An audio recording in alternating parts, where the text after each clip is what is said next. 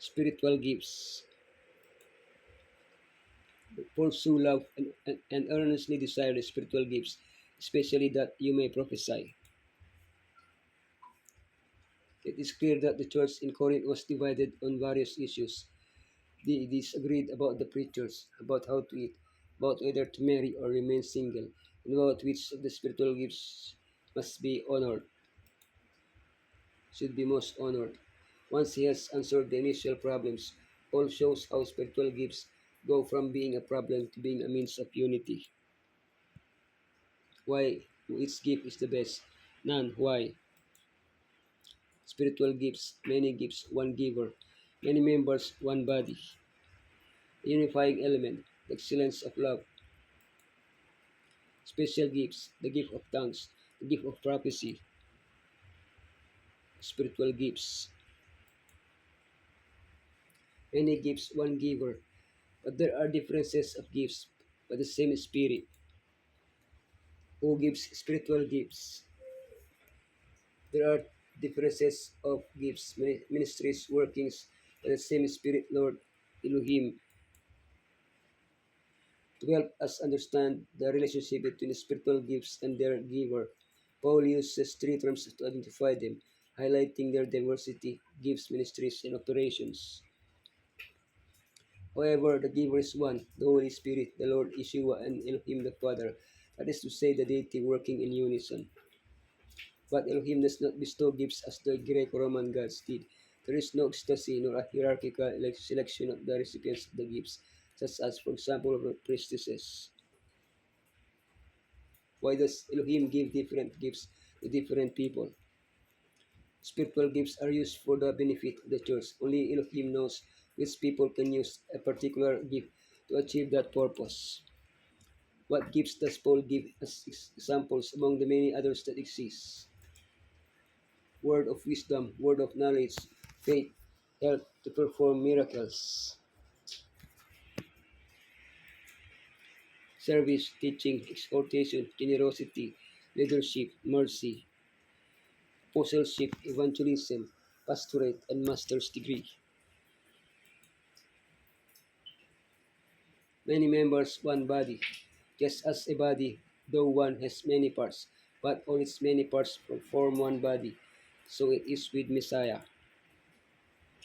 Elohim is one, but each member of the Godhead has its own function. Likewise, the church is one, but each component of it has its own function as part of the body of Messiah on earth. Paul uses the analogy of the human body as the church to highlight unity and diversity. The eye has the gift of sight, but the ear does not. However, the two complement each other by working together.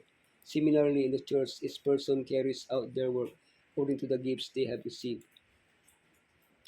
This implies that everyone is needed, that no one is greater than another, that everyone should care about the well-being of others, and that everyone should work for the unity of the church. The unifying element, excellence of love. Now eagerly desire greater gifts, and yet I will show you the most excellent way. Love is not a gift, but the most excellent way. It is a fruit of the Holy Spirit in the life of the believer. Spiritual gifts can only be used properly through love. The gift of a tongue without love is a resounding gong or a clanging cymbal. The gift of prophecy, the gift of knowledge, and the gift of faith without love are nothing. The gift of generosity and the gift of martyrdom without love are worthless. 1 Corinthians 13:4-7 provides a solid guide for proper conduct in the practice of spiritual gifts. What love does? He is patient, he is kind, he rejoices in the truth, he excuses everything, he believes everything, everything awaits, it endures all things. What love does not do? He is not envious, he is not boastful, he is not proud, he is not rude, he is not selfish, he does get angry easily, he doesn't hold a grudge, does not delight in evil. Special gifts. The gift of tongues. For this reason, the one who speaks in a tongue should pray that they may interpret what they say. Paul's emphasis on the gift of tongue and its proper use implies that it was being misused by members of the Corinthian church, causing disorder and confusion in public worship. The gift of tongue is the ability to speak human or angelic languages unknown to the person. When this language is unknown to the listener, it needs interpretation. Paul's desire that all should speak in tongues has been misinterpreted by those who think that we should all have that gift. In reality, this long encompasses all the gifts. Paul had already made it clear that now that each one of the manifestations of the spiritual spirit is given to the common good. Therefore, not everyone receives the same gifts. The gift of prophecy. But the one who prophesies speaks to people for their strengthening, encouraging, and comfort. We must not limit the gift of prophecy to preaching, to predicting future events. The primary use of the gift of prophecy is for edification, exhortation, and consolation. Paul highlights this gift above others, but also urges that it be used correctly so as not to create confusion, but let everything be done decently and in order. As a characteristic gift of the remnant church, it had its special manifestation in the life and work of Ellen G. White. But how can we recognize a true prophet? The announced future events, if they are not conditional, must come to pass. His message must be in accordance with that of the earlier prophets. He must bear witness to the incarnation of Yeshua.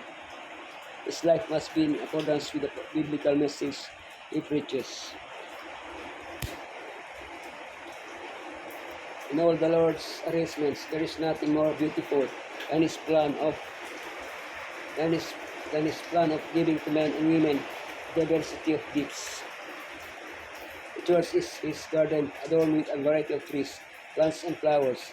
He does not expect the hyssop to assume the proportions of the cedar, nor the olive to reach the height of the stately palm. Many have received but a limited religious and intellectual training, but Elohim has a work for this class to do, if they will labor in humility, trusting in Him.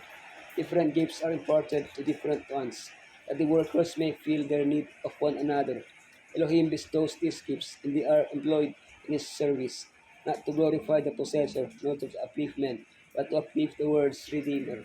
They are to be used for the good of all mankind, by representing the truth, not testifying to a falsehood.